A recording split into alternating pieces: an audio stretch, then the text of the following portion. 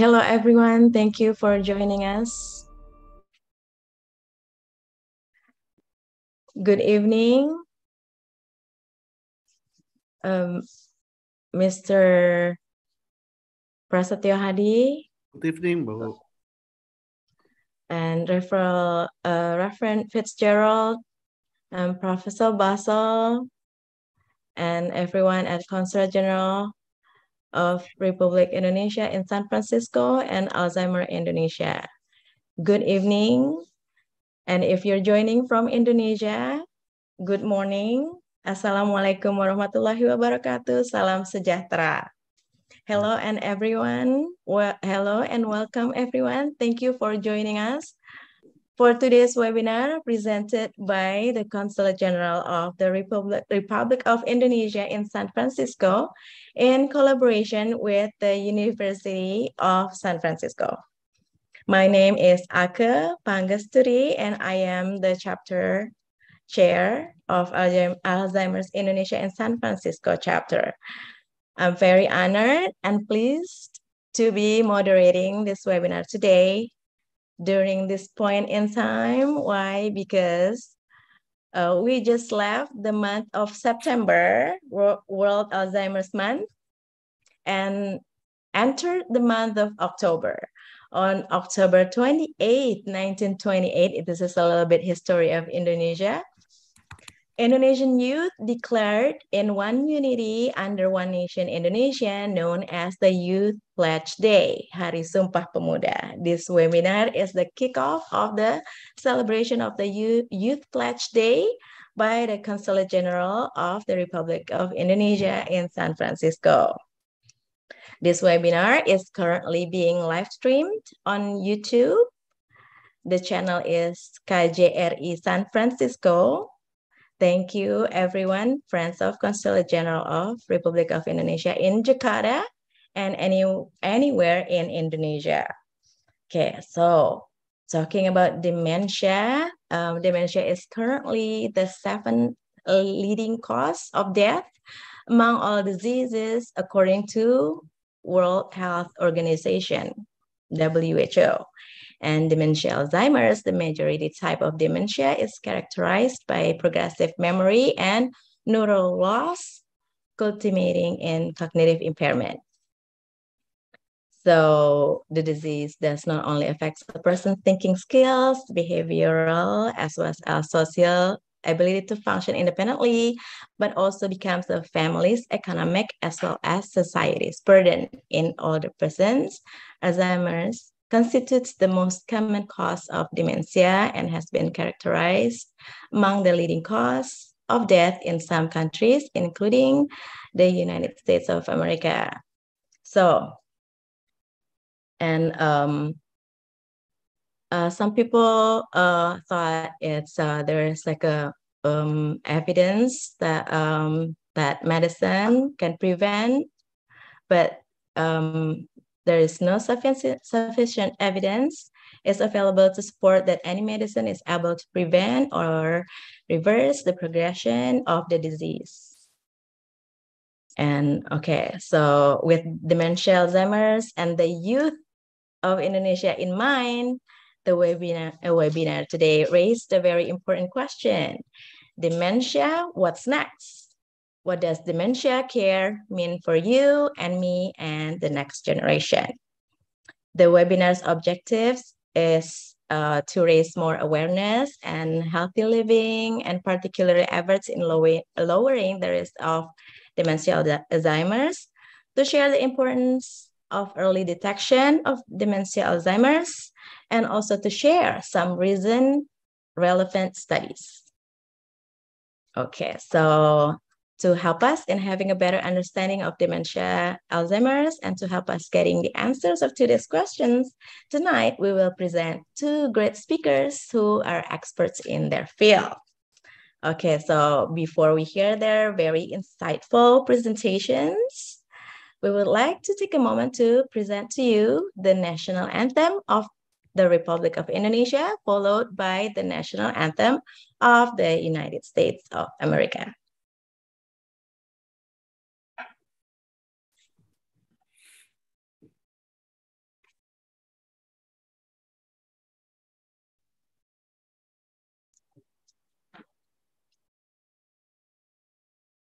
All right.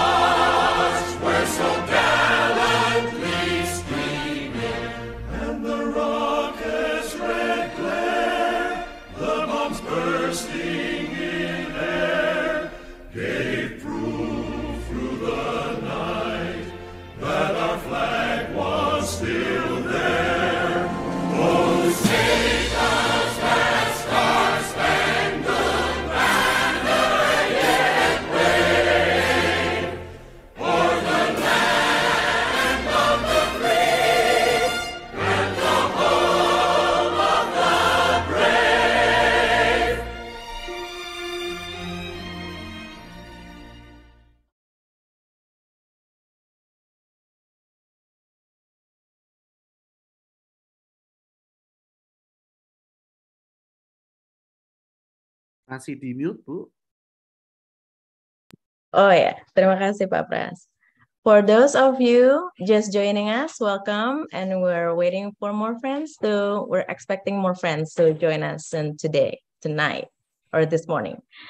Today's webinar will be officially opened by Reverend Fitzgerald, President of USF, and Mr. Prasetyo Hadi, our Consul General of the Republic of Indonesia in San Francisco. Now, please welcome Consul General of the Republic of Indonesia, Mr. Prasetyo Hadi, to deliver his opening remarks. Mr. Prasetyo Hadi, the floor is yours. Thank you, Bu Ake. Dear Mr. Paul Joseph Fitzgerald, President, University of San Francisco, our distinguished speakers, Dr. William Bozo, the Director of Artificial Intelligence of Medicine Initiative, University of San Francisco, and Mr. Michael Dick Roloff Maitimo, the Executive Director of Alzheimer Indonesia.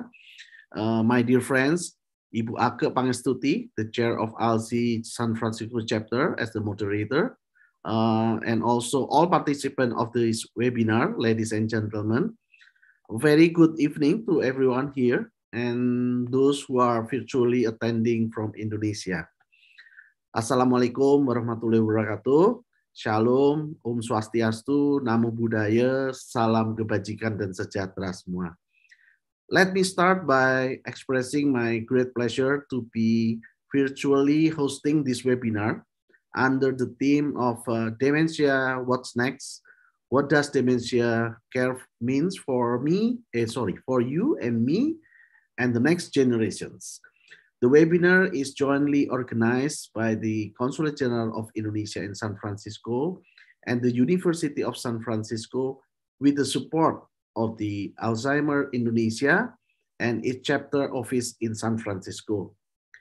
Hence, our sincere thanks and appreciation for all the organizers for this wonderful collaboration and for making this event remarkably possible.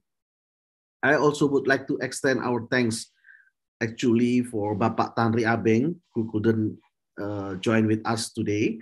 Bapak Tanri Abeng, former Minister of State-Owned Enterprises. Currently, Bapak Tanri Abeng is the President Commissioner of Bio Farma. Thank you for extending our invitation to the hospitals and pharmacies communities in Indonesia so that they are currently also attending this event. Ladies and gentlemen, this webinar is very timely as we have just had the momentum of World Alzheimer's Month in September 2022. From the Indonesian side, this event is also a kick-off for the Indonesian Consulate General Series program to commemorate and celebrate the Youth Plate Day or Hari Sumpah Pemuda Indonesia, taking place from October to November this year. During a month, the Consulate General of the Republic of Indonesia in San Francisco is also working on the other activities with the Indonesian communities in San Francisco, such as Career Day and Networking Days, and also webinar about Indonesian digital talent. We would like to do our part in contributing to increase the spirit to rise up, especially among the youth through this webinar. This webinar purposes to raise more awareness of healthy living and particularly effort to deal with dementia and facilitate any sharing of some relevant studies which we believe will benefit us all today. Statistically speaking, currently more than 55 million people live with dementia worldwide, and nearly 10 million new cases every year worldwide. According to the World Health Organization, as of September 2022, Alzheimer's disease is the most common form of dementia, contributing 60 to 70% cases and has been categorized among the 7 leading causes of death globally. Based on the latest WHO data published in 2022, Alzheimer and dementia deaths, Indonesia has been ranked number 160 in the world, where the related cases reach around 27.54 or 1.6% of total deaths, whereas the United States has been ranked number 8 in the world, where the related cases reach about 287,000 or 11.46% of total deaths. From the perspective of social dimension, Alzheimer not only affects of a person's thinking skill, behavioral as well as social ability to function independently, but also becomes family as well as society burden. According to many studies, social environment, in particular social relations, can affect people's behavior and mental health, and thus lonely persons have been deemed to have a higher risk of the disease compared with persons who keep mentally active and frequently participate in social events. Ladies and gentlemen, in view of aforementioned, several interesting points to ponder might be: is any medical able to prevent or reverse the progression of the disease? Or what are the best ways to prevent Alzheimer and dementia? Or how can we develop a strategy to monitor our brain function, do early detection, and those early preventive interventions? Or another question is, how could communities and public health professionals play key roles in providing for treatment and valuable support for people living with Alzheimer and dementia, or many other questions that might arise during the webinar. I believe today's event will give us a valuable insight and the chance to raise any issues to address with our speakers attending today. Without further ado, once again, I would like to express our sincere thanks and appreciation to Mr. Paul Joseph Fitzgerald, Dr. William Bozel, Mr. Michael, and Mrs. Ake Pangestuti, as well as Consul for Information and Social Culture, Mr. Mahmudin, and also his team, as well as all participants who attend this webinar for carving out the times for the webinar from your all valuable times. We look forward to continuing our successful partnership and cooperation in the future. That's all from me. Selamat berdiskusi. I thank you very much.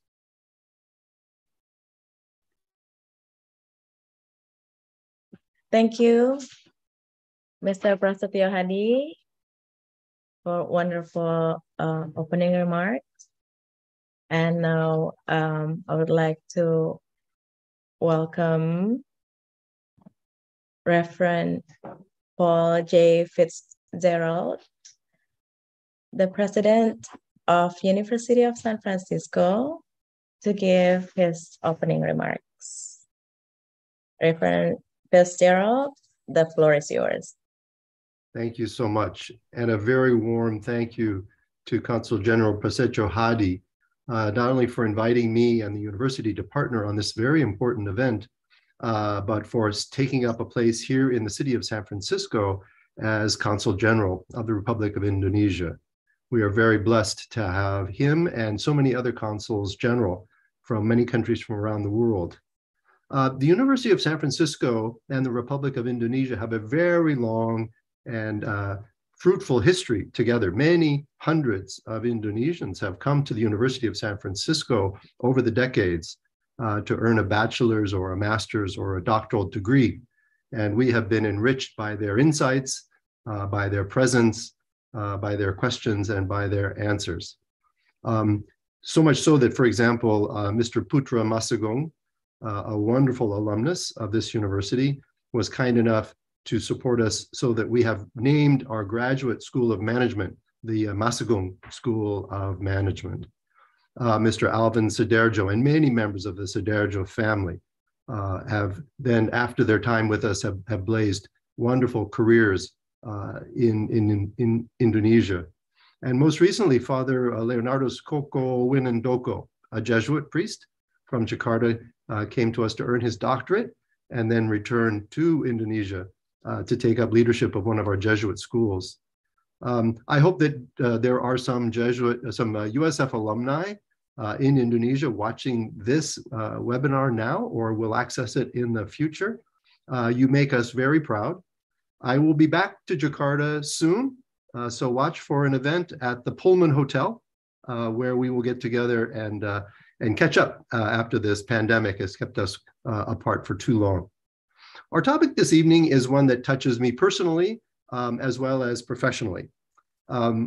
My father died maybe 10 years ago of pneumonia. My mother died in January of 2020 from progressive dementia. And at first we noticed that she was just getting a little forgetful. One of my sisters took it on as her project to correct my mother, to remind her what day of the week it was, to remind her of things that she was forgetting, until one day a nurse, a wonderful nurse, pulled us aside and said, "It's your mother's journey. Your job is to go with her on her journey, not to try to pull her back to the journey you want her to take." So yeah, progressive dementia. We found a very good assisted living facility for her, and we got her a dog. She had this little lap dog, Roxy, and she loved that dog more than she loved me, I'm sure. And until the day when she pointed to the dog and said, "Whose dog is that?"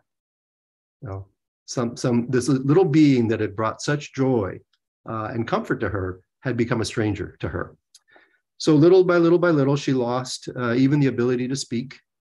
And it was about 2 weeks before she died that I went to see her for the last time. I didn't know it was going to be the last time, but she looked up at me from her bed and said, "Oh, you." So she recognized me. It was her last gift to me. She couldn't say my name. She hadn't said my name in months, but she knew it was me. I know that many families, there are children who are taking the same journey with their parents. There are spouses that are taking this journey with a beloved husband or wife of many years, of many decades. Our prayers are with you for your patience, for your peace of heart, for your courage, and for your abiding love. It is the best and the last gift that we give each other. Finally, I'm very glad to be a part of this program and to be joined by our wonderful research professor, Professor William Basel of the University of San Francisco, who is doing groundbreaking work in the whole area of neurodiagnostics. Bill has brought his research to the University of San Francisco, enriching the lives of our students and enriching the world with groundbreaking discoveries and predictive analytics, predictive abilities to see far into the future and help people already begin to prevent as far as possible the onset of many neurological conditions. So it is with great pleasure that I welcome everyone to this webinar, and I look forward to learning some more from our distinguished guests. Thank you all very much.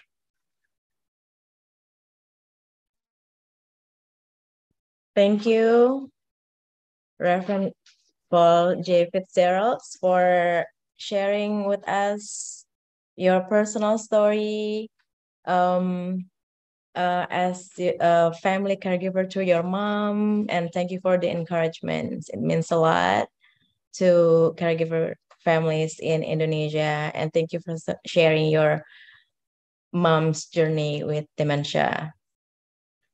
So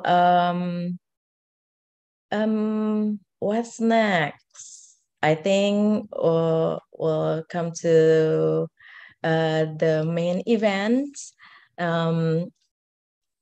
Please welcome our first presenter, Michael Dirk Rolf Maitimo, or familiarly called Michael, has been the executive director of Alzheimer's Indonesia since September 2020.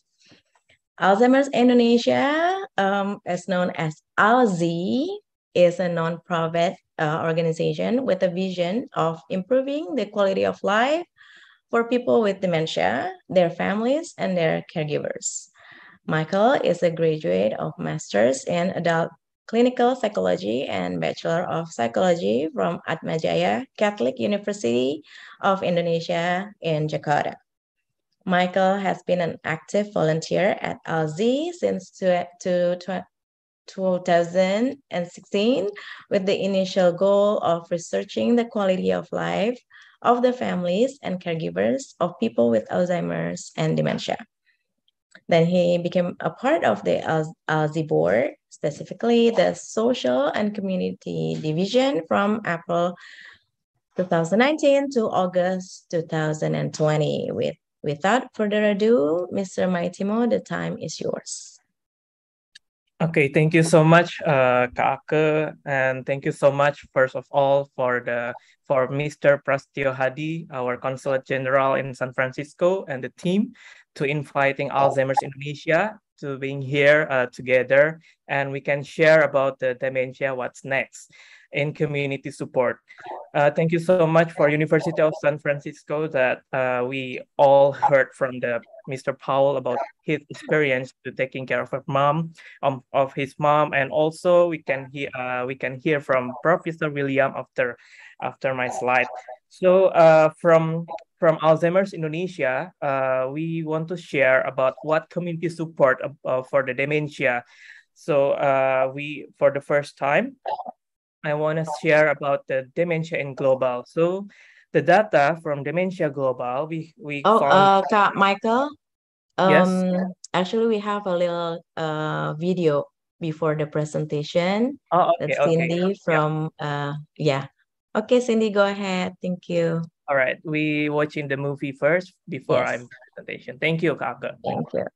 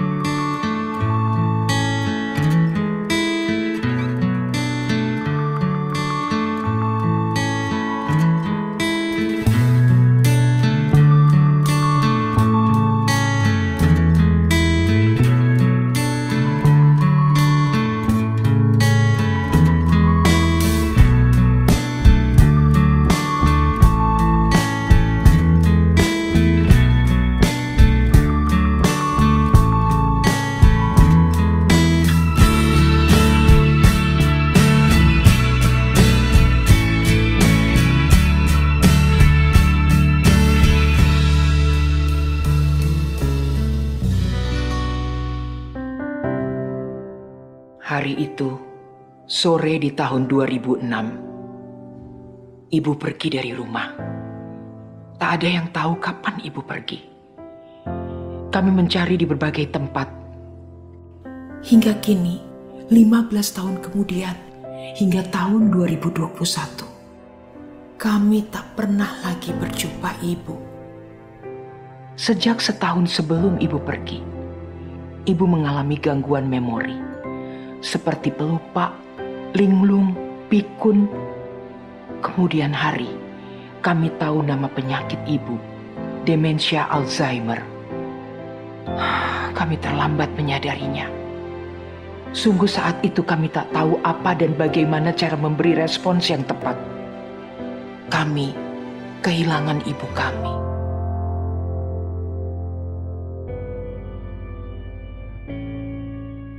Eka dan keluarga kehilangan ibu mereka karena terlambat menyadari. Juga karena tak mengetahui apa yang mesti dilakukan. Apabila di sekitar Anda ada yang menunjukkan perilaku seperti menanyakan berulang-ulang, sulit fokus dalam melakukan aktivitas sehari-hari, disorientasi seperti berbagai kasus lansia hilang dan tersesat, gangguan berkomunikasi, mencurigai sesuatu secara berlebihan, marah-marah, emosi berubah drastis, antisosial maupun bermuram durja. Apa yang harus dilakukan? Demensia adalah gangguan penurunan fungsi otak yang mempengaruhi daya ingat, emosi, pengambilan keputusan, dan fungsi otak lainnya. Demensia umumnya terjadi di usia 65 tahun ke atas, tetapi ada berbagai kasus di dunia yang menyasar usia muda atau biasa disebut young onset dementia, early onset dementia. Penting bagi kita di usia muda untuk senantiasa menjalankan pola hidup sehat dan mengurangi risiko demensia dengan aktif bersosialisasi, berpikiran positif, beraktivitas produktif, serta menerapkan cerdik, yaitu cek kesehatan rutin, enyahkan asap rokok, rajin berolahraga, diet gizi seimbang, istirahat cukup, dan kelola stres. Berikut adalah langkah-langkah yang dilakukan apabila ada yang menunjukkan gejala demensia Alzheimer di sekitar kita.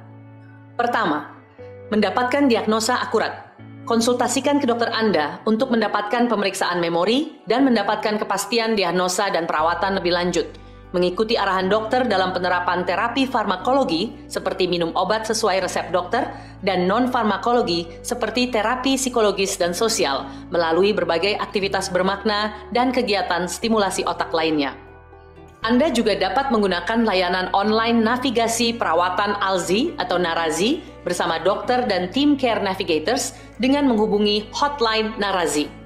Layanan Narazi adalah program konsultasi nyaman dari rumah via online untuk menjawab keluhan, masalah yang dialami keluarga, didampingi Care Navigators, caregiver ALZI yang sudah berpengalaman, dan dokter ahli demi tercapainya kualitas hidup yang baik untuk orang dengan demensia dan caregiversnya.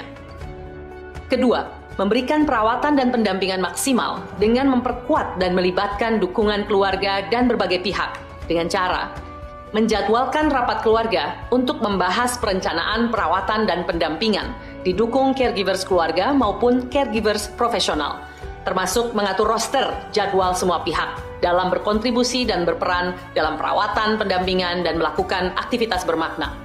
Membuat buku catatan kesehatan dan kegiatan sehari-hari atau biasa disebut logbook, mengatur jadwal nutrisi, asupan gizi seimbang, meningkatkan kesehatan fungsi kognitif otak dengan berolahraga rutin dan melaksanakan aktivitas sehari-hari. Tetap berinteraksi sosial dengan komunitas, berpartisipasi dalam webinar dan kegiatan lainnya, serta merekrut caregiver profesional apabila diperlukan. Ketiga, bergabung bersama komunitas peduli Alzheimer, support group, serta mengikuti berbagai pelatihan. Satu orang menunjukkan gejala demensia Alzheimer, seluruh anggota keluarga terdampak. Setelah mendapat diagnosa dari dokter, bukanlah akhir dari segalanya. Selanjutnya, untuk kualitas hidup yang baik, orang dengan demensia perlu mendapatkan perawatan dan pendampingan yang maksimal. ALZI didirikan untuk meningkatkan kualitas hidup orang dengan demensia dan caregiversnya melalui berbagai dukungan. Di antaranya, adanya program online maupun offline agar orang dengan demensia dan caregivers tetap aktif produktif melakukan aktivitas bermakna, mendapatkan informasi dan edukasi mengenai tips dan trik perawatan, pelatihan, akses untuk konsultasi dengan tenaga kesehatan, dan terhubung dengan komunitas caregivers support group ALZI. Komunitas ALZI terbuka untuk orang dengan demensia, keluarga pendamping caregivers, lansia, lintas generasi, serta masyarakat umum, pemerhati, isu lansia dan demensia di Indonesia. Kita semua berperan dalam membantu mengurangi faktor resiko serta isu kesendirian, depresi, kecemasan, dan kesehatan mental. ALZI juga mengundang lansia serta anak muda yang memiliki potensi dan keahlian di berbagai bidang, seperti bidang penelitian, seni, diantaranya melukis, bernyanyi, mendongeng, menulis buku, berolahraga, senam, wirausaha, literasi teknologi, dan lainnya, untuk berkontribusi sebagai relawan maupun mitra ALZI. Hubungi ALZI melalui nomor hotline, email, website, maupun follow sosial media kami. Salam sehat untuk semua. Kenali demensia Alzheimer dari sekarang. Diagnosa tepat dan deteksi dini demi kualitas hidup yang baik untuk kita semua. Jangan maklum dengan pikun.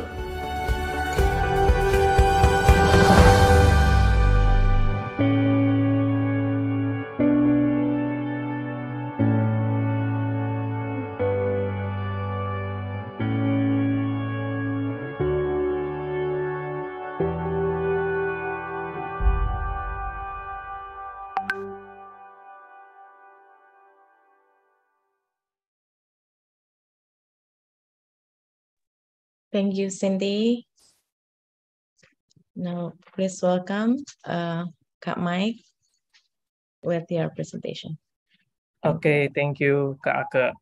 Yeah, that's a little video about Alzheimer's Indonesia, about our profile, and also the video Dementia What's Next that we produced last year, World Alzheimer's Month in 2021. That we collaboration with Alzheimer's Netherlands to produce the video, the coming first from the book of Dementia and New from Alzheimer's Netherlands. So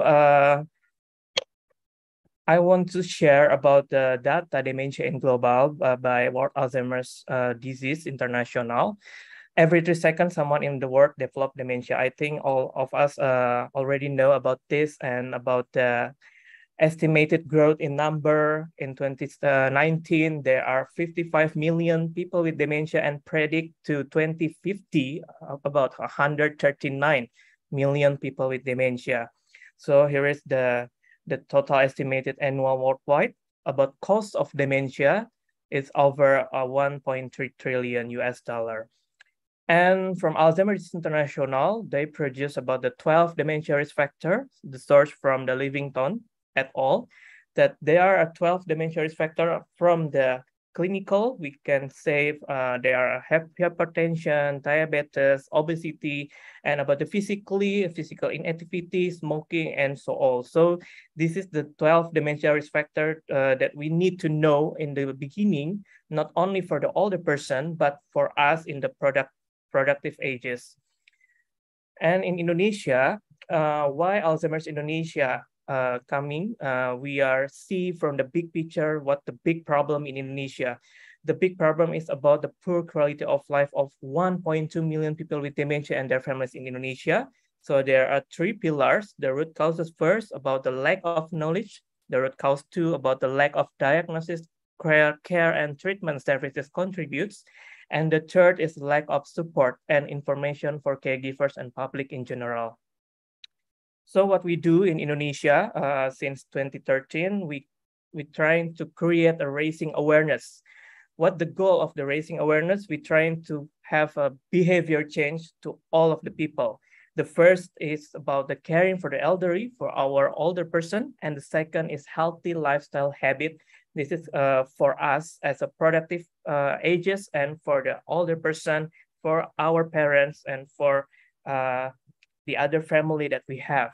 The caring and the healthy lifestyle habit is the main of our target about behavior change. And during the journey of Alzheimer's Indonesia, in 2017, WHO have a target and proposed counteraction about global dementia plan. So all of our member in the world about Alzheimer, this is from Alzheimer's International and their member in the world, we are set a target with the WHO until 2025. There are 7 global dementia plan from the public health priority until the research and innovation. So I will share to you all what ALZIS do and the community support for dementia during the global target until 2025. The first action plan about the public health priority in Indonesia, we have a national dementia plan that has launched on March 2016 by our Minister of Health. And the second, in Indonesia already have Ministry Decree number 4, 2019 about standard health services for older person, including screening of dementia. And the third, in Indonesia, we have National Older Person Plan has launched on October 2020. So here is the journey of our Minister of Health. Since 2013, we have a Minister of Health, Napsiamboy, and 2016 when the National Dementia Plan launched with Prof. Nila Muluk, and also 2020 with Dr. Terawan, and the last, our new Minister of Health, Mr. Budi Gunadi Sadikin, 2021. He and Minister of Health support ALZI to create the prevention of dementia in Indonesia, and he already support us from the international conference of ADI last June, and our conference national last September. He's supporting us with his staff to develop how the system healthcare in Indonesia, starting from the primary healthcare in Indonesia, to help older person prevent from the dementia. And the action plan 2 about awareness and friendliness. So we have chapters leader, 24 chapters leader, 18 cities in Indonesia and 6 cities overseas. So thank you so much, Mr. Prastio Hadi.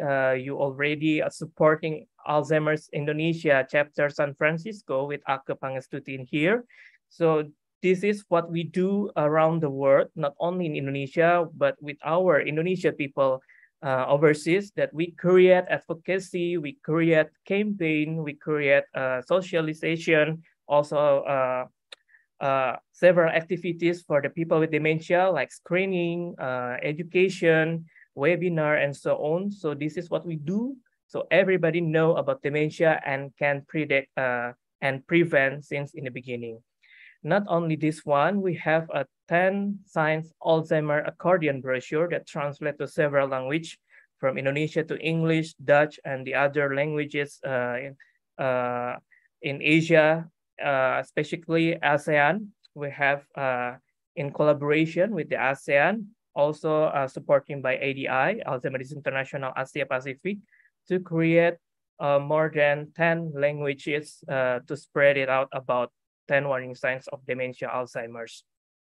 And the action plan 3 about the risk reduction.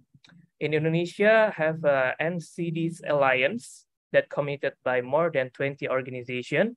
And in ALZI itself, I saw it Lely Milawati here with us. She is a gymnastic specialist from Alzheimer's Indonesia about the brain gym.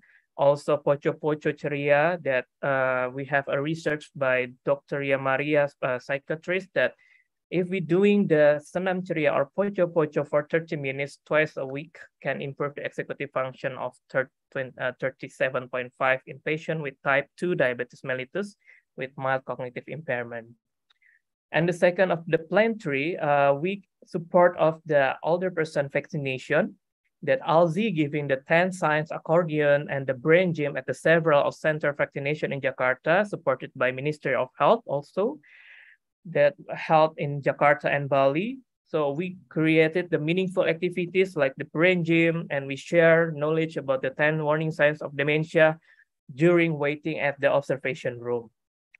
And the action plan 4 about the diagnosis, treatment, and care. This is still a big homework for Indonesia, but we still underground with the Ministry of Health to doing something.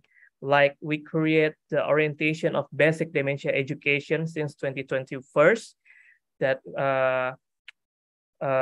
held in the 3 cities in Indonesia, Jakarta, Semarang, and Surabaya. The pilot project, implementation, the screening test of dementia in elderly people, by Ministry Dikti number 4, we created the monitoring, evaluation, and impact measurement. So this is still on progress that we do with the Ministry of Health. And also we collaboration with the professional health workers, consists medical rehabilitation, neurologists, psychiatrists, also geriatrician, registered nurse, psychologist, psychiatrist, physiotherapists, and others, to collaboration how to taking care of people with dementia and their caregivers in Indonesia. The action plan 5, what we do for support for carriers, we have offline and online support like WhatsApp group for the community-based support, educational session, training, ALZI Care Navigator, we call it Narazi in Indonesia, that the online communication or online consultation on dementia Alzheimer. So we trying to meet the patient, the family with the doctor, their needs, and in 1 hour consultation, we trying to help to navigate the people with dementia and their families, how to taking care, how the journey in the future with the people with dementia. And we have a publication about the books and our merchandise or store.alzi.org.id. All of this we doing for awareness and prevent the dementia in the future. Also to create, to fight the dementia together with the society. The action plan 6 and 7 about information system research and innovation. This is still a big homework in Indonesia, but we have a strengthening responses to dementia in developing countries. This is STRIDE coming from the Alzheimer's International, that building capacity in research for dementia care in 7 developing countries. The fact that STRIDE doing in Indonesia, we at STRIDE going the research from the North Sumatra and Jakarta with the population to 2,200 people, older person in Indonesia, claim that more or less 20% of the older person who joined this research has have signs of dementia. So this is a big concern for Indonesia, how to manage the management of dementia services, dementia care health in Indonesia. And the second, ALZIs have a database on progress. We're doing this about where is the primary healthcare, where is the healthcare system in Indonesia, which doctors and which the medical treatment that we trying to collect all of them. So when the people with dementia and their families try to find our sources, how to going to the primary healthcare or going to have primary healthcare and the system of health in Indonesia, ALSI is trying to give the data on this to help them how to find the best solution and the best health treatment in Indonesia. So dementia in Indonesia. By 2016, there are 1.2 million and predict will increase to 2 million in 2030 and 4 million in 2050. So the cost in Indonesia that we collect from Alzheimer's Disease International World Alzheimer's Report 2016, as a developing country reaches $2.2 billion per year. And this is what can we do with people with dementia that we found from the Alzheimer's.net, that we can cooking together, reading, gardening, watching, video call, playing puzzle, TD times up, singing or dancing, knitting, that the meaningful activity we can do it with the people with dementia and their family, specialists with what can the people with dementia capability. So we need to find what the best hobbies, what the best activity related to their capability. And about Alzheimer's Indonesia that we already watched from the video, we are a non-profit organization that aim to improve the quality of life of people with dementia, Alzheimer's, their families, and caregivers in Indonesia. So was found on 3rd August. So this year we are 9th anniversary and official member of the LADI. ALSI is supported by various parties, including Alzheimer Netherlands, government, Ministry of Health, Ministry of Social Affairs, media, and private sectors. I saw this, our partner from Prodia, Badui Daulay, thank you so much for coming to this webinar. And community volunteers, also we have, including various background from the neuroscientists, geriatric, mental health care, psychologists, and so on, to help people with dementia and their caregivers in Indonesia. So this is our vision in 2030. We hope that we have a center of excellence as we go to search in Indonesia about the research, about the education, services, and so on. So we hope we can together help people with dementia and fight dementia together in Indonesia. So here's our chapters, Indonesia, from Aceh until Manado in Indonesia, and 6 overseas, Germany, Qatar, UK, San Francisco in USA, Netherlands, also the Switzerland. Since 2013, ALSI is going to worldwide by our founder, Diwai Suharya, to socializing about the Alzheimer's disease to another country that we have Indonesian people over there. So the impact of our visiting, we have 6 chapters overseas in the world. So to answer the question about this webinar today, dementia, what's next? What does dementia care mean for you and me and the next generation? Dementia is everybody's business. So we all have a role to fight dementia, to help people with dementia and their family in Indonesia or around the world. So do not underestimate memory loss. Thank you so much. This is my end of presentation. Back to Kak Ake. Thank you. Thank you, Kak Michael, Mr. Maitimo, for your very informative presentation. So for everyone here, if you have a pressing questions, if you already have a question or more than one questions for our distinguished guests, distinguished speakers, you can also submit during the presentations. Submit your questions via the chat feature over here, and also you may raise your hand, and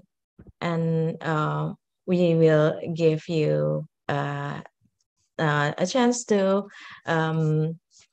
give your question personally when maybe after the presentation. But you're welcome to chat away your questions in the chat section.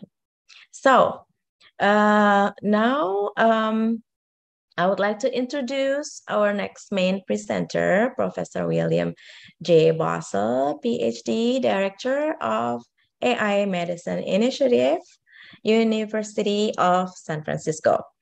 Dr. Basel was a scientific software developer at Lawrence Livermore National Laboratory and completed his first PhD in computational geophysics at Stanford. In 2005, he moved to the Computational Health Informatics program in Boston. It was a joint program between Boston Children's Hospital, Harvard Medical School, and MIT. There he began research in neuroscience and biomedical informatics.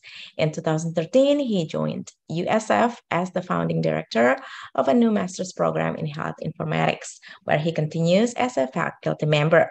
He continues to hold an affiliate faculty position in Boston Children's Hospital and Harvard Medical School, where he collaborates with medical researchers in informatics, neurology, psychiatry, and developmental medicine.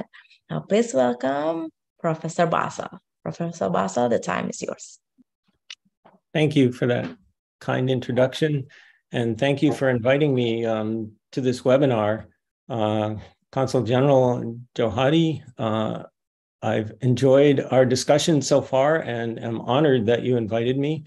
And President Fitzgerald, who's been a longtime friend and supporter of my work, kindly introduced me to this group. So I'll jump right in. We don't have a lot of time, and I have about 3 hours of material to cover, but I'll try to compress that a bit. Fortunately, Michael has led up to my talk very nicely. I'll start with the bad news, which we saw already and know, and that is that Alzheimer's disease imposes an enormous burden on the world.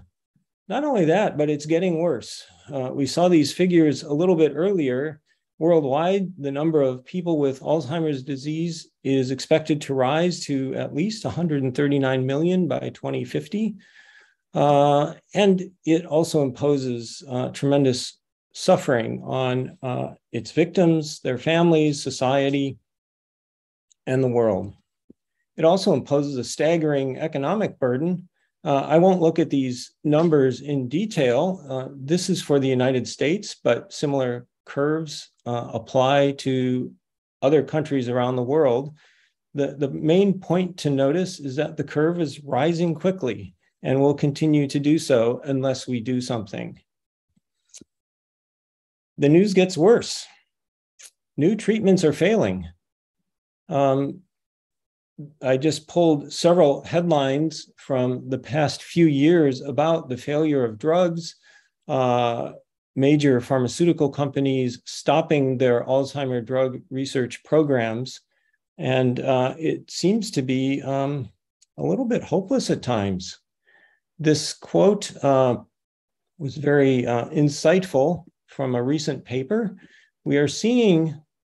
What we are seeing is that fixing amyloid plaque formation, which is thought to be the cause of Alzheimer's disease, does not reverse the disease in any way. Turns out that this endophenotype is way downstream, so it's too late. So, what do we do?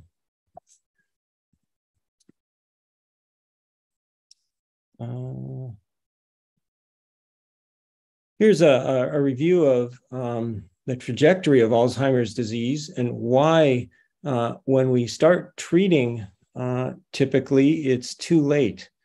There are a couple of ways that the disease is classified. Dr. Reisberg in, I believe, 1982 defined 7 stages from normal or no evidence of disease through severe Alzheimer's. Other systems break it down into 3 stages: mild cognitive impairment, which is not yet Alzheimer's, and then a mild, a moderate, and a severe stage. However one looks at it, the progression happens over roughly a decade, faster in some people, slower in others. once the symptoms appear, it may be too late. But there is hope. The behavioral symptoms of neurological and psychiatric disorders are late manifestations of an underlying brain process. Or in short, the brain changes first. And therein lies the hope for intercepting and preventing, perhaps, the symptoms of Alzheimer's disease. So first, a little bit of evidence, and we heard some of this earlier. There are things that can be done that seem to reduce your risk of developing Alzheimer's disease. This risk score, the CADE risk score, was developed as part of a study in Finland to look at lifestyle changes that might reduce the risk of developing Alzheimer's disease. This risk score is based on general health factors, and we saw those in more detail before. Factors that are included are age, sex. Unfortunately, women seem to develop it more often than men. Body mass index, blood pressure, and so on. All the things that are associated with health in general. And it's relatively good at predicting who will develop Alzheimer's and who won't. But it's not perfect. And one of the problems with just these general risk factors is that even knowing general risk doesn't always give us an accurate picture of what's happening to us personally. And so in the study I mentioned in Finland, they tried some lifestyle interventions that would change those risk factors in roughly 1,200 individuals ranging in age from 60 to 77 years old. And they found that changing these factors reduced the risk of cognitive decline and eventually Alzheimer's by about 30%. Well, that's comforting, but not always enough. We already know that we should eat more vegetables and exercise regularly and get plenty of sleep, and we don't always do that. Sometimes I eat ice cream at night instead of broccoli, and I watch TV instead of exercising. Will I have health problems because of that? Well, we really want something more specific. So let's go back to this idea that the brain changes first. I'll look at Parkinson's disease for a minute because we know something about this. It's really quite fascinating. The brain seems to be wired to preserve function, even in the face of major insults. It's very adaptable. And in the case of Parkinson's disease, which we know what happens in the brain before the symptoms appear, it's a loss of neurons in a part of the brain called the substantia nigra. 80% of those neurons have to be lost before we begin to see the symptoms of Parkinson's disease. This is remarkable.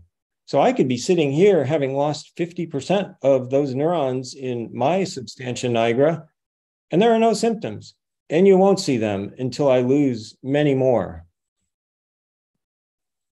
So this can give us hope.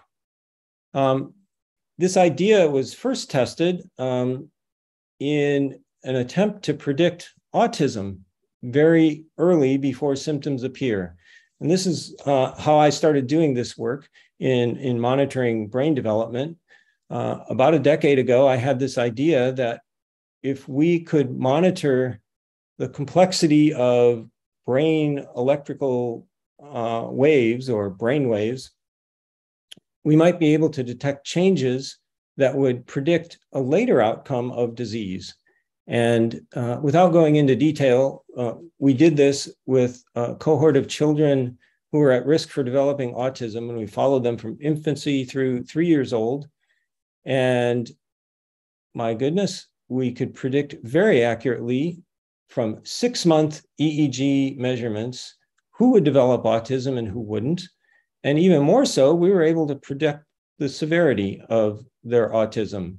And in this graph, I show 3 different groups: those who didn't develop autism in the blue, those who did develop autism and had more severe symptoms in red, and in green, those who had some characteristics of autism, but not severe or not quite rising to the level of a diagnosis. So the question is, would this work for other disorders? And that's the good news.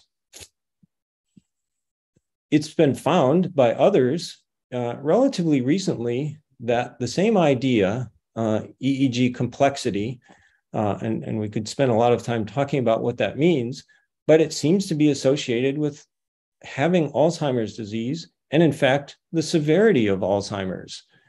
This plot that I found shows the complexity or multi-scale entropy of EEG from 5 groups of patients. Controls, those with mild cognitive impairment, and then those with an Alzheimer's diagnosis, either mild, moderate, or severe. And the trend is quite clear. The complexity is dropping as the cognitive impairment becomes more severe. Other studies have looked at a different feature to understand brain function. This one is looking at connectivity patterns between brain regions, again, derived from EEGs. And they found that Alzheimer's disease is characterized by a loss of small world network characteristics. And you can see in these pictures visually what that means. It's not as well connected. And there is more information about what regions are being disconnected. It might not surprise you that those that disconnect first are those involved with short-term memory. While this is great, this is telling us perhaps a new way to diagnose Alzheimer's. But we were saying before that just diagnosing it once the symptoms appear isn't good enough. It's too late.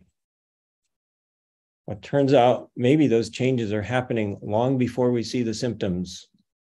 One study looked at sleep disturbances, again, using measurements of electrical activity in the brain with an EEG device, and found that a certain frequency range, the delta wave, was changing. It was slowing down before the symptoms of cognitive decline appeared. That is, before any of the symptoms could be seen by, say, a neurologist examining a patient.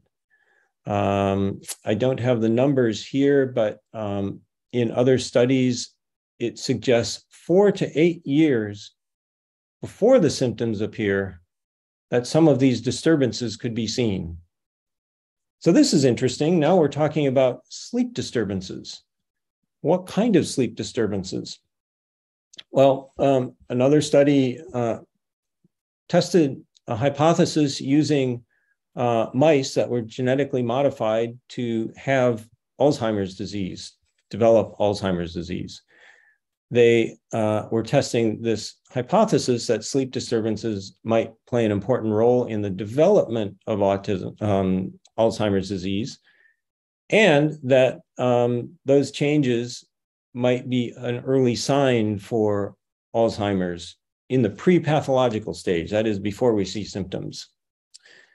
And by golly, the data supported that hypothesis, that these mice exhibited different sleep architecture, sleep patterns, which could be picked up in the electrical activity, which preceded the cognitive deficits long before the symptoms appeared. And it turns out that, in fact, we're beginning to understand how deep sleep may be protecting against Alzheimer's disease. It seems that and it's not quite as simple as do you sleep well or not, but it has to do with the microarchitecture of sleep staging, which can only be determined by measuring brain activity at night and actually analyzing it. But it appears that during certain deep sleep stages, the brain washes away waste products that build up during the day that increase our risk for Alzheimer's disease. And so that suggests that modifying the sleep architecture, if detected early, might be a preventative therapy, whether it's through new drugs or there are some non-invasive devices that we just don't have time to talk about that alter sleep patterns in a harmless way and may be preventative. But we need some way of measuring that. And this complicated slide is a summary of our research in measuring the electrical fields of the brain, which we believe to be a window into the mind itself. I've talked about EEG measurements. As some of you know, EEG is one of the oldest and simplest tools for measuring brain activity. I also believe it's the tool of the future. It's the only brain measurement technology we have that has any hope of being used routinely and widely in every primary care checkup for monitoring brain activity, which is what we need if we're going to do early detection in healthy people before we see symptoms. So finally, what's next?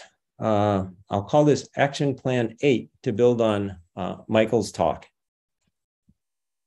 Our goal is a clinical goal. We want to monitor brain function through the lifespan. This is built on the axiom that for any psychiatric or neurological disorder, the brain changes first. And we found, and others, as I've presented, are supporting that analysis of brain electrical activity may be the key to monitoring brain function through the lifespan. I mentioned that early in life, measurements of electrical patterns, and again, this is using algorithms to find the patterns.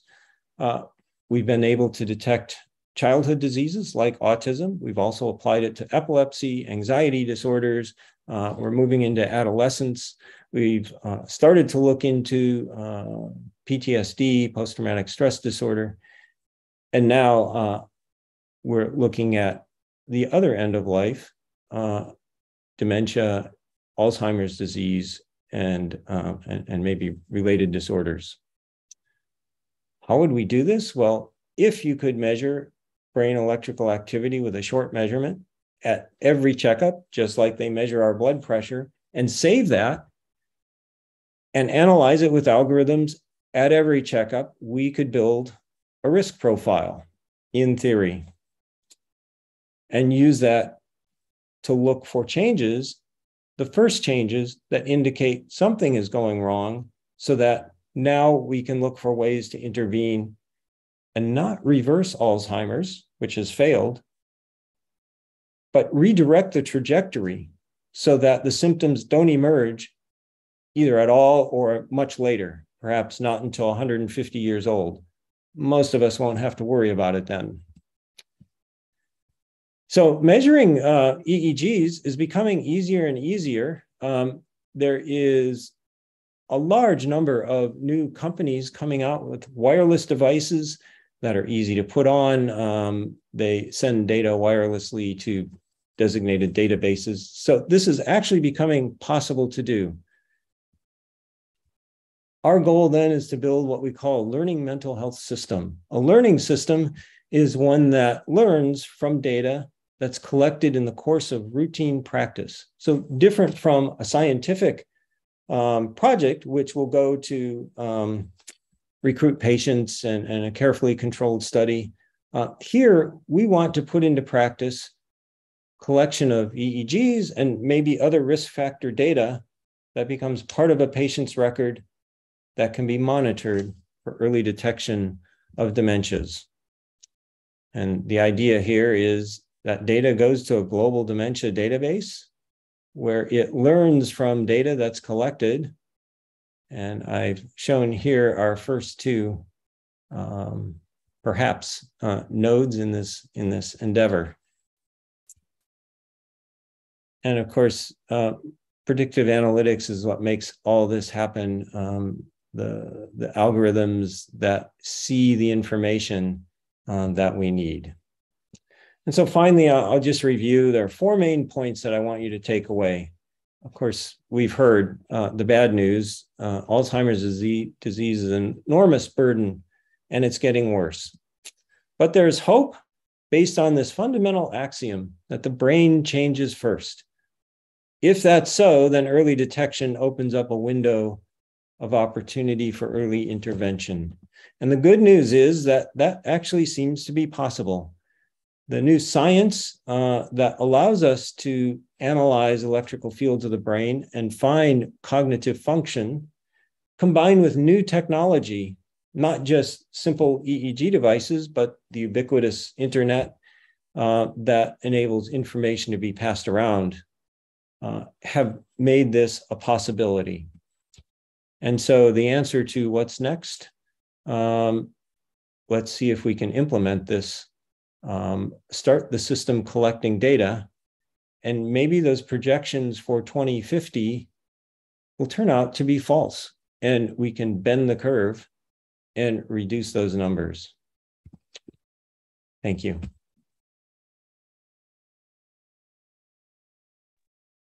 Thank you very much, Professor Basil. It's very interesting to me and really, really good news. There is hope if we pay more attention, give also like a health care system for our brain. Hopefully, we can get even earlier detection or prediction on healthy people. That's very wonderful. Okay, so we've come now to interactive discussion. We're open now the session to questions and to our speakers here. And on the chat, here in the chat box from Aji Masaid. So do you want to ask do you want to open your mic, Aji from Daly City? Do you want to read your questions directly? And if can we to the operator, our technician Cindy, maybe can you help to turn on Aji's mic? Pak Aji, Mr. Aji Masai. Or should I start reading the questions? The two speakers' presentation are awesome. Thanks for enlightening us. My question are for the two speakers. And question number one, when Alzheimer's disease is still at early stages of Alzheimer's, probably stage 1, for example, normal or stage 1, can it be treated by medication in addition to exercise? Can it be cured? Can it be prevented?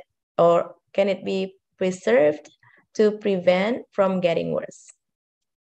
Question number two, which one is more effective to prevent cognitive decline in dementia? Addressing stress or doing exercise a lot? Sometimes it is stressful enough when we can try to cope with stress.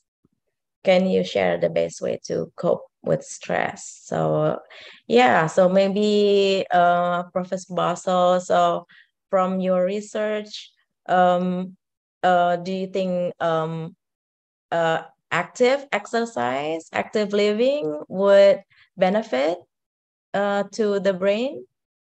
Yeah. In general, yes, it always helps. It'll help your brain, it'll help your heart, it'll help everything. But maybe that's not specific enough. Your first question, can it be treated or cured? As far as we know, it cannot. Once the damage is done, it's done. So the solution is, of course, to catch it early and slow it down or stop it. So far, once the symptoms appear, nobody's been able to stop it. Whether exercise would slow it a bit or not, maybe, but again, at that point, as our example with Parkinson's disease, once you start to see the symptoms, you've lost 80% of the neurons. I don't know what the numbers are for Alzheimer's, but it's probably a lot. So a lot of damage has been done. The real key is to wind it back earlier. And I'll stop there. Yeah. Yes. And how about the stress? If you feel you already like been living a healthy life and being active, how big is the stress a big factor to change to do any change on your brain? I don't think we know specifically. We only know in general. We know, for example, smoking cigarettes is bad for your lungs and can cause lung cancer. But some people smoke their whole lives and never get cancer. So what's really going on? And that's what we want to know. What's really going on with the cells? I think some of these studies of sleep and what's going on in sleep may be related to stress and exercise and so on. It could be that those things help the sleep pattern, which is the electrical activity, which clears out the brain. Some people may live with a lot of stress and not exercise, and yet their brains are still functioning electrically in the right way to clear out the waste products, and they will never develop Alzheimer's. I think the bottom line is all these healthy activities are good, but we need to really understand what's going on in the brain. And some of the studies I pointed to today, I think are clues as to where the answers are. Very interesting. Very interesting. So different people, different environment might have different, result. So, so is it true that everyone might have the same risk to develop Alzheimer's? Or there are some people like maybe is it genetic? Will raise your risk? Genetics your research certainly plays a role, but it's not the only thing. It's too easy to say when we don't understand, we just say, well, it's genetic. Well, that's a way of saying we have no idea. Certainly, some people genetically are more resistant. They do all the wrong things and they're fine. We don't know why. My stepfather lived to 95. Cognitively, he was fine. He didn't exercise. He smoked for 35 years. And yet he never had a heart attack. He never got lung cancer and he never got Alzheimer's. Why? We don't know. I have another friend who was active. She exercised, seemingly did the right thing. She developed early Alzheimer's in her mid-50s and died at 62 from Alzheimer's. Why? One thing I do know, if we are monitoring their brains from, say, 30 years old, the woman who developed it at 55, her brain was changing first. And the one who lives to 95 and doesn't develop Alzheimer's, their brain did not change in a way that led to Alzheimer's. I think this is the key, and it can't be stressed enough. We need to read the brain early. Thank you, Professor Basil, for all the insights. And maybe Mr. Maitimo, do you want to add something to, since your background is in psychology, do you want to address the stress question? Yes, thank you, Kak Ake, and thank you, Professor William. So about the stress, it's psychological things that you have a problem in your life. It can be every day you feel the stress, but the things or the important things, you need to give the deadline of your stress. How to give the deadline? You need to find something exercise or something activities that you like the new hobbies, or something the activity do you like more in another activity, like if you like dancing or you like singing or you like to create a book, you can stressing out all of your mind to your book, so you can give your notes over there to release your stress. So the important thing, you need to find a new search, what kind of activity that makes you feel better or happy to releasing your stress. And about the number one, I agree with Professor William that Alzheimer's disease cannot be cured until now about the medication. But what we can do is about to giving the exercise to stimulate their brain. So if we give the meaningful activity, like I mentioned before, what the patient like to do, like reading a book or watching television together, video call with the families, it can be to slowing the progressive of the decline memory of the brain. So this is my adding for the questions, Kak. I think from Dwi Ratna have questions to Prof. William about EEG before Ajis. Thank you. Okay. Thank you, Kak Mike. And then, oh yeah, there's a question from Ibu Dwi Ratna. Regarding the data presented, should EEG be included in routine or yearly MCU? How early should it be studied? Maybe this is Professor Bassel can answer. In my opinion, and what we're trying to do, it should be started at birth and be through your whole life. It's a difficult thing to do because it has to be fast and easy or it won't be done. Big expensive machines won't be used. And we're trying to get a clinical study started monitoring babies in routine pediatric checkups. And it turns out the hardest part of that is getting baby-size devices that can be done in a few minutes. The doctors are too busy to take more than that time. And so the short answer is yes, but there are some practical issues to be overcome, and that is just getting the right devices and being able to do it quickly.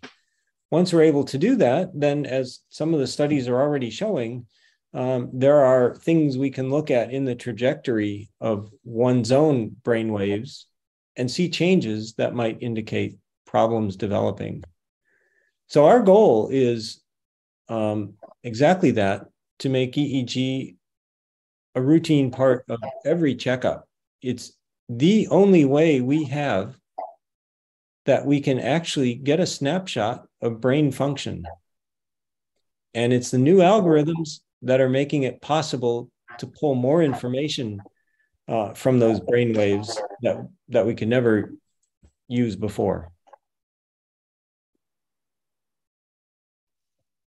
Thank you very much for the answer, Professor Bassel.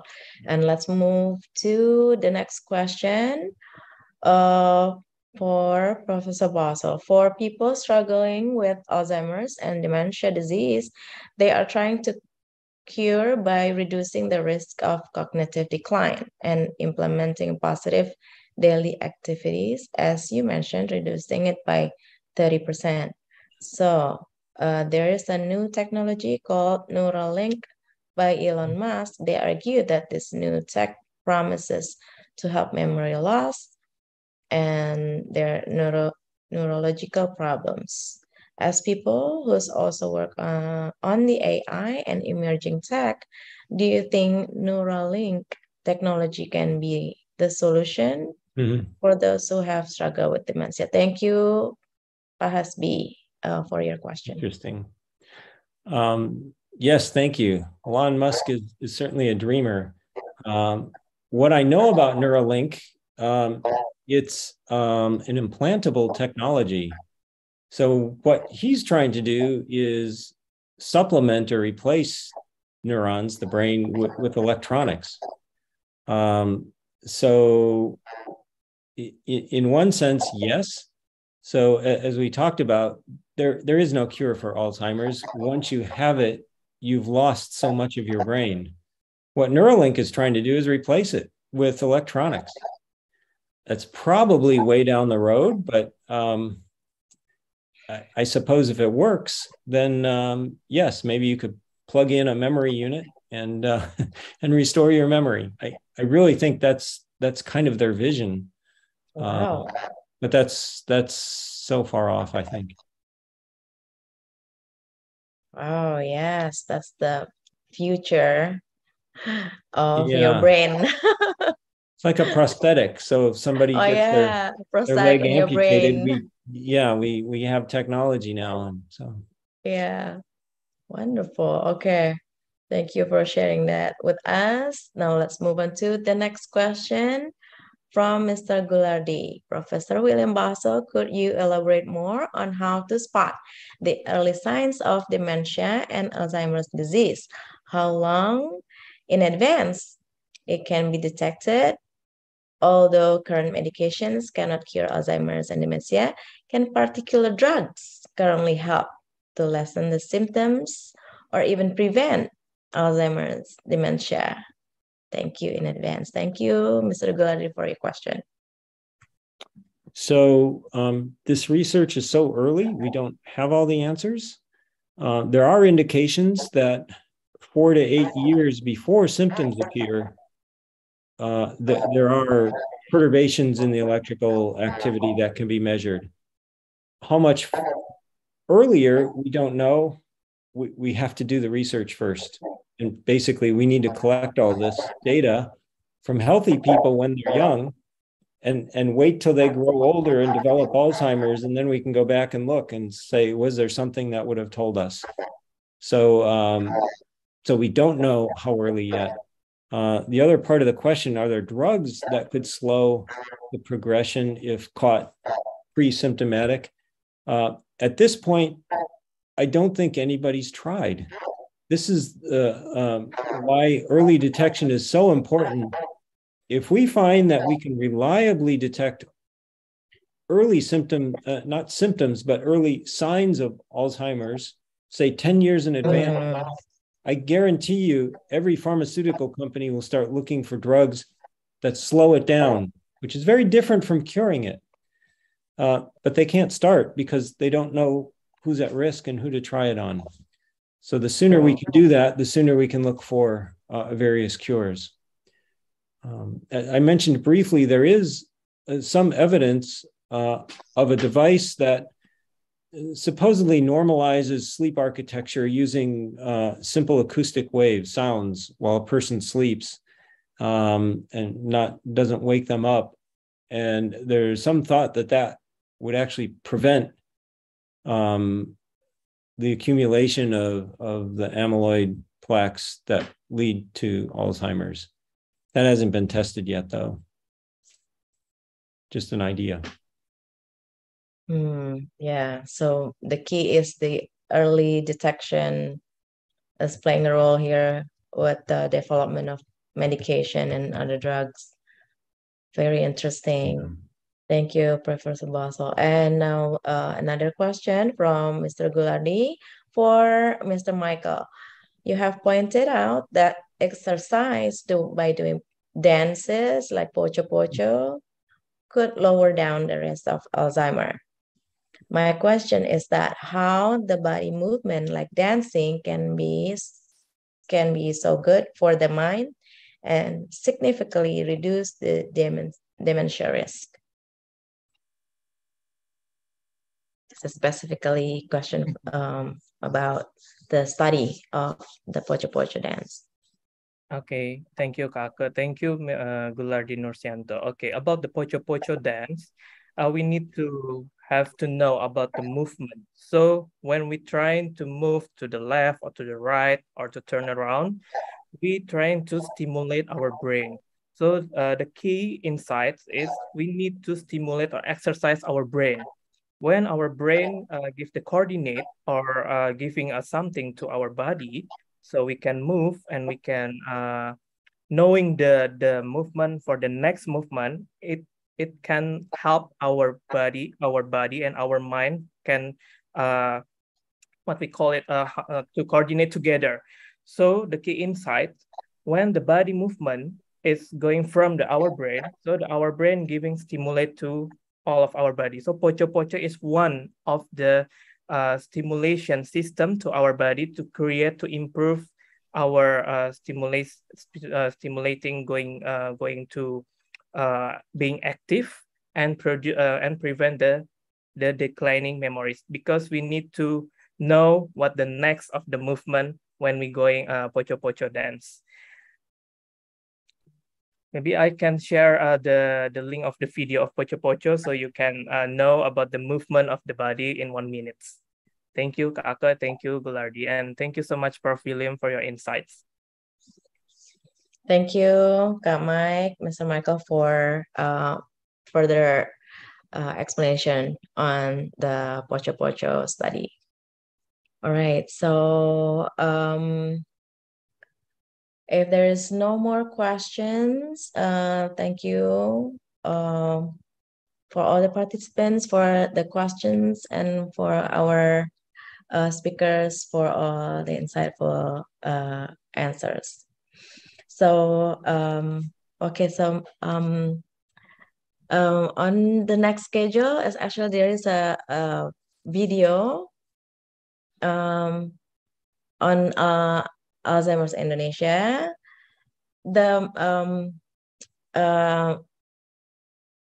What they have been doing from 2013 up to today. But if you still have like a question that you just like happen to just something that came up in your mind that you really want to ask, you can write on the chat box. Okay, so Cindy, if you can help me, please, you can play. Go ahead with the video. Thank you.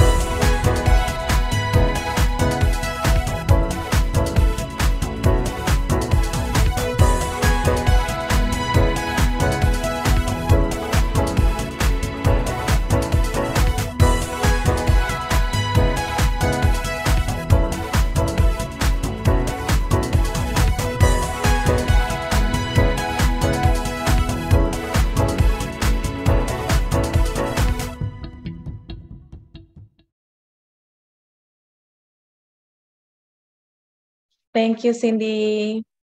So if there is no other question, thank you, Kak Mike, Mr. Maitimo, for the link to Pocho. And also, so I think we come to the end of the webinar.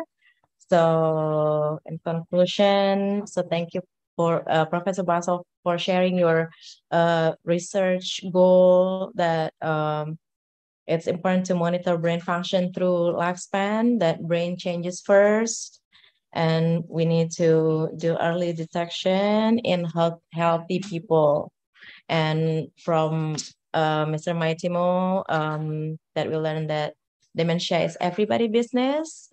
Every one of us, we have a role in fighting dementia, whether it's in personal level, start with ourselves, paying more attention to our brain health, brain changes first, and pay attention to our sleep or find activity to release our stress.